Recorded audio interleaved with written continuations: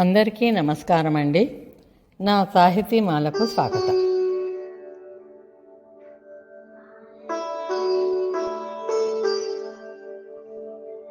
హిమాలయాలలోని మరో 5 పుణ్యక్షేత్రాలు పంచప్రయాగలు.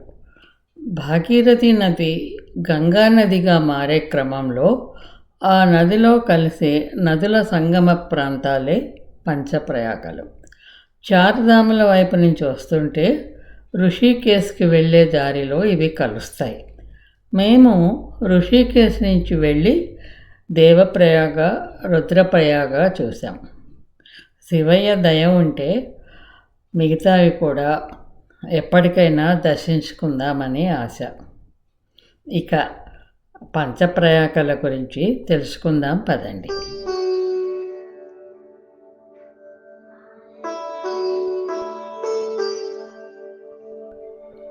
మొదటిది విష్ణుప్రయాగ.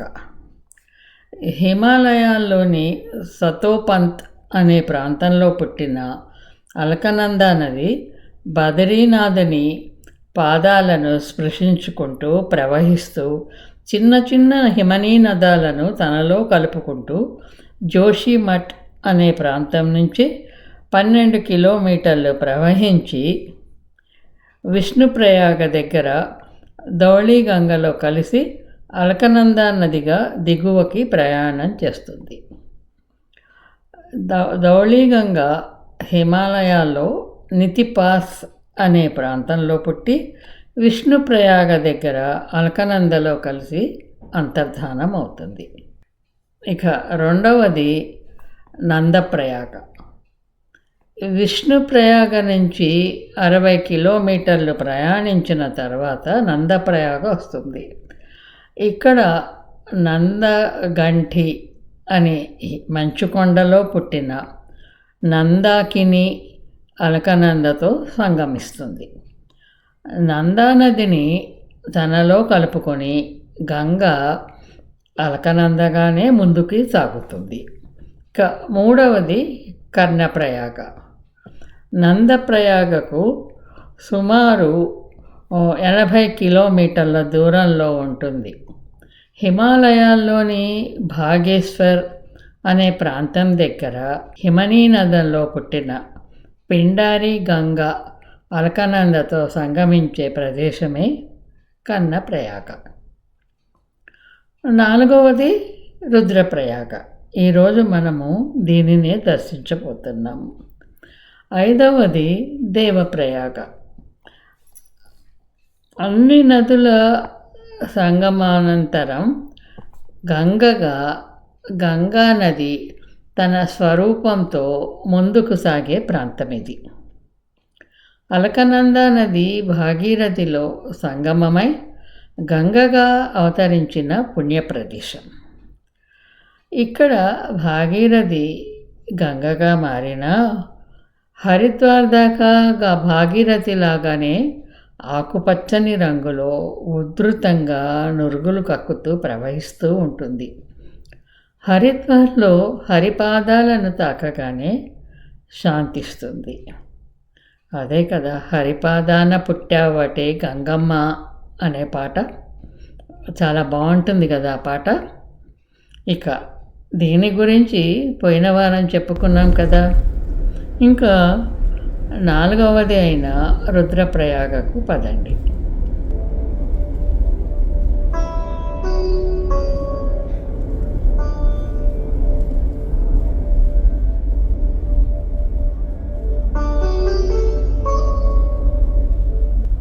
కేదారీనాథ్ సమీపంలోని పర్వత ప్రాంతాలలో చోరాబారి అనే హిమనీ నది నుంచి పుట్టిన మందాకిని నది అలకనందా నదితో రుద్రప్రయాగ దగ్గర సంగమిస్తుంది.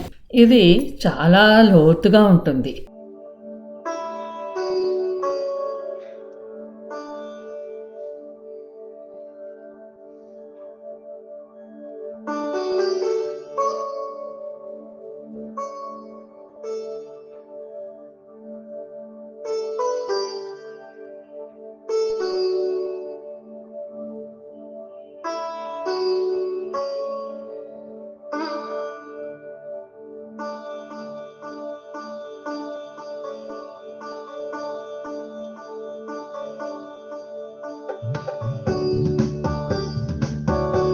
ఈ నది వడి కూడా చాలా ఎక్కువ. అందుకనే ఇక్కడ స్థానికురాలు శ్రీమతి రాజేశ్వరి గారు, ఈ సంగమం దగ్గర జాగ్రత్తగా ఉండండి, స్నానాలు చేయండి, కానీ పిల్లలను ఎత్తుకొని నదిలో దిగి ఫోటోలు దిగటము, సెల్ఫీలు తీసుకోవటము చేయకండి. అవన్నీ నది బయటకు వచ్చి చేయండి, ఈ నది వడి మిమ్మల్ని గుంజేస్తుంది అని యాత్రికులకు వినతి చేశారని మనము ముందుగా చెప్పుకున్నాం, గుర్తుంది కదా. ఈ ప్రదేశం చుట్టూ ఎత్తైన కొండలు, పచ్చని వృక్షాలు, మధ్యలో అలకనంద మందాకిని చెరివొక వైపు నుంచి వచ్చి మధ్యలో కలుసుకున్న దృశ్యం చాలా ప్రకృతి రమణీయంగా ఉంటుంది. నాకెందుకో అత్తవారింటి నుంచి వస్తున్న అక్కా చెల్లెళ్ళు పుట్టింటికి వెళ్తూ దారి మధ్యలో కలుసుకొని కబుర్లాడుకుంటూ పుట్టింటికి తొందరగా చేరాలి అనేసి వడివడిగా వెళ్తున్నారన్న భావన కలిగింది ఆ రెండు నదుల సంగమం చూస్తే. మెట్లు దిగి సంగమ ప్రాంతానికి వెళ్ళేందుకు వీలుంటుంది.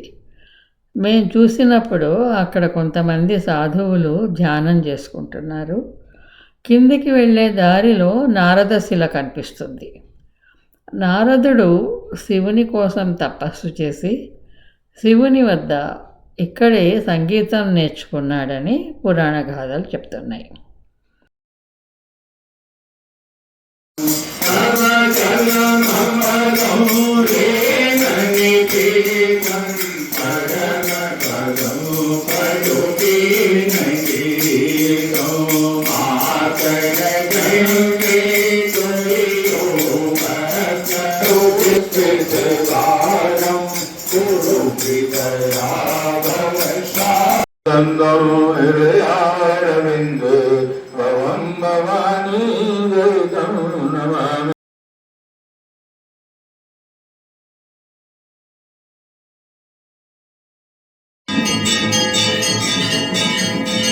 ఇక్కడ పరమేశ్వరుడు రుద్రనాథుడుగా భక్తుల పూజలు అందుకుంటున్నాడు. ఇక్కడ ప్రతిరోజు సాయంకాలం 5:30కి గంగా హారతి ఇస్తారు.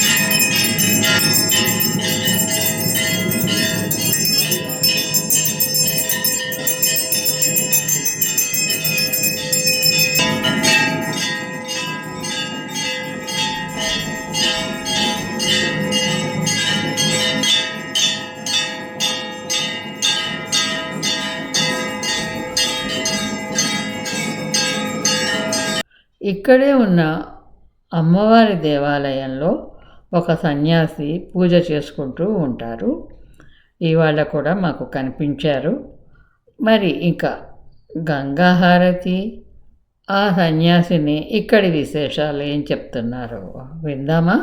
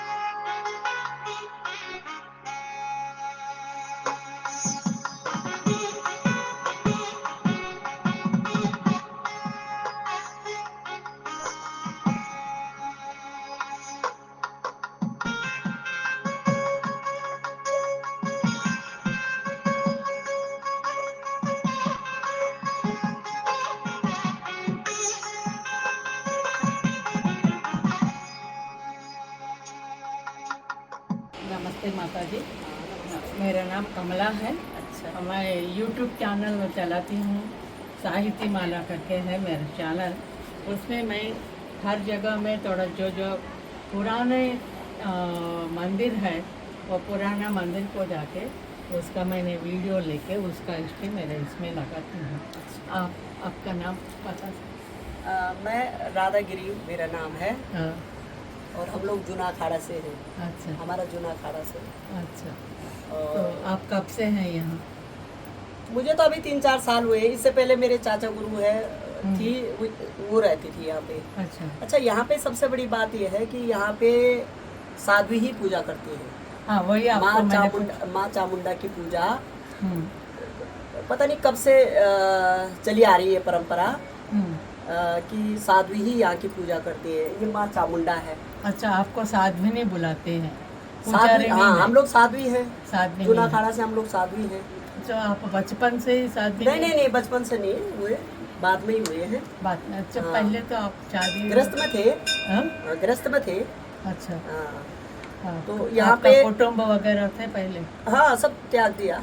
सब छोड़ दिया? सब छोड़ दिया। बच्चे को कुटुंब सब कुछ छोड़ दिया। छोड़ के संन्यास में तो सब छोड़ना ही पड़ता है। हाँ? संन्यास अगर धारण करना है तो सब त्यागना ही पड़ता है। तो आप संन्यास धारण कर रहे हैं? हाँ, कर दिया हमने। कर दिया? हाँ।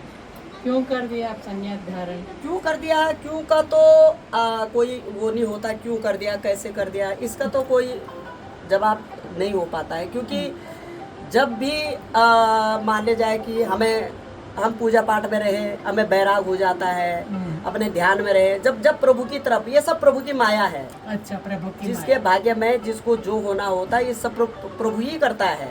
हम लोग कहते हैं हम कर रहे हैं, हमने ऐसा क्यों किया, हमने वैसा क्यों किया, ऐसा कुछ भी नहीं है। ये सब प्रभु की ही कराता रहता है। जिसको संन्यास कराएगा प्रभु ही कराएगा। ये सबके भाग्य में होता नहीं है संन्यास। नहीं होता, सबके भाग्य में नहीं होता। आदमी को कितना भी कष्ट होगा, लेकिन ये जरूरी नहीं है वो सन्यासी ले। अगर किसी को कष्ट हो रहा हो कि वो उसने सन्यास ले जाए जी, उसको कष्ट था, कि सन्यास में कष्ट नहीं होता। सन्यास में भी कष्ट है, बस सन्यास में यही कष्ट है। तब कष्ट महसूस नहीं होता है सन्यास में कि हम लोग प्रभु की शरणागत हैं, हम लोग ध्यान में हैं, हम लोग अपने ध्यान में लगे रहते हैं, हम आनंद में हैं, परम आनंद में, हम प्रभु में ही है। तो हमें कोई कष्ट महसूस नहीं होता है। ठीक है ना? अच्छा। क्यों? हमारे कष्ट सब प्रभु अपने शरणागत ले लेते हैं। हम तब भी अपने खुश रहते हैं, चाहे गमी हो चाहे नहीं हो। अच्छा। सब पूर्ति प्रभु करता है। अच्छा। ठीक है ना? जब संन्यास में, क्योंकि हम प्रभु के लिए ही अब, अच्छा। हमें कोई लोभ नहीं, मोह नहीं, माया नहीं, कुछ भी नहीं है। अच्छा। तो इसलिए अब यहाँ पे ये शहर जो है रुद्रप्रयाग है। रुद्रप्रयाग है। अच्छा। आपको यहाँ का पता नहीं होगा अभी?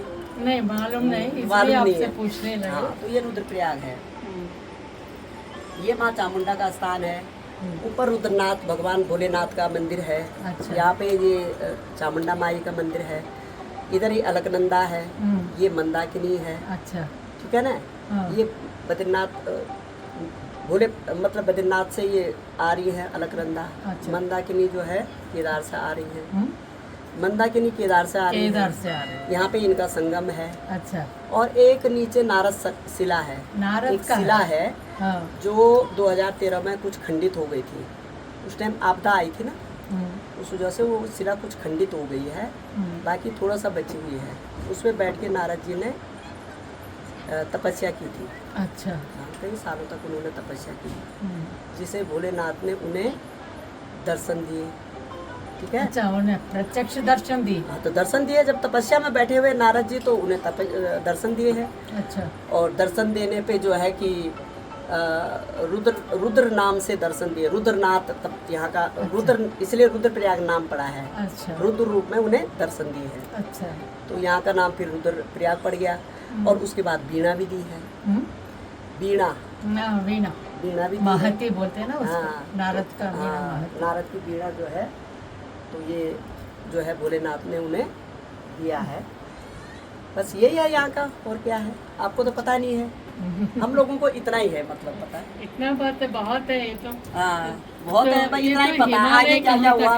हिमालय कहाँ दिखाई पड़ेगा? हिमालय, अब हिमालय के लिए तो यहाँ बहुत सारी वो है।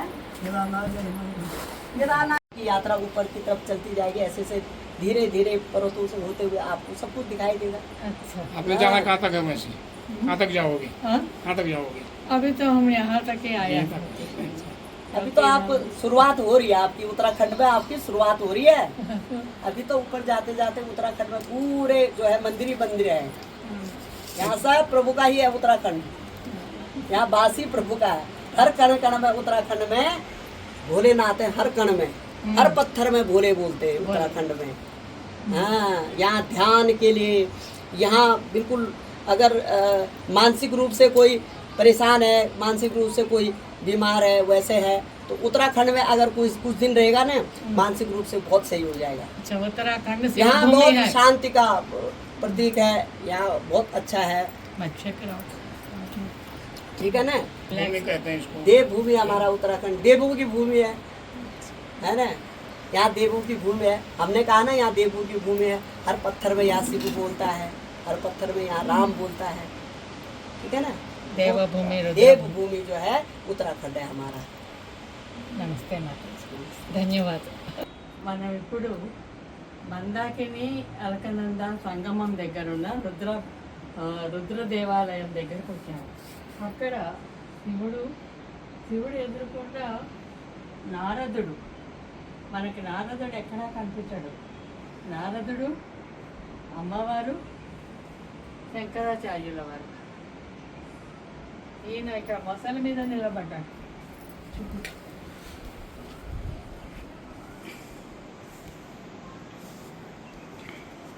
శంకర భగవానుడు అయితే అచ్చము శంకర స్వామి లాగానే ఉన్నారు. కమండలము, త్రిశూలము, ధమరుకము ఆయన నాగు.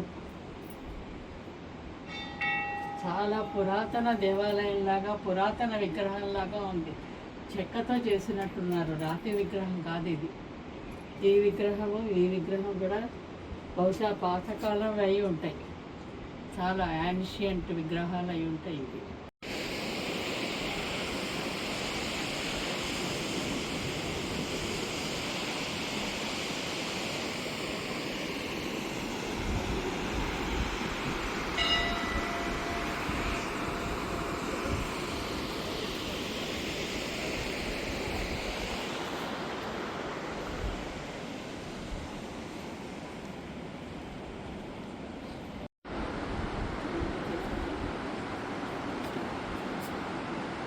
మనము ఇప్పుడు రెండు నదుల సంగమం దగ్గరికి వచ్చాం.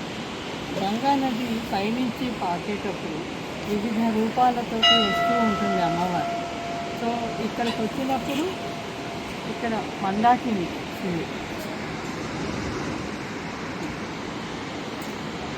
అటు అల్కనంద, రెండు ఇక్కడ సంగమిస్తున్నాయి.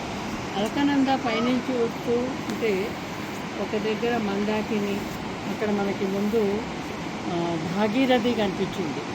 అట్లా ఒక్కొక్క నదిని కలుపుకుంటూ వెళ్తోంది అది.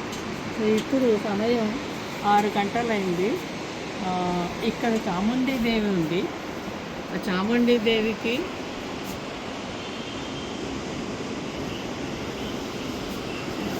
ఇక్కడున్న గంగా సంగమంకి హారతి ఇస్తున్నారు. హారతి పీఠం.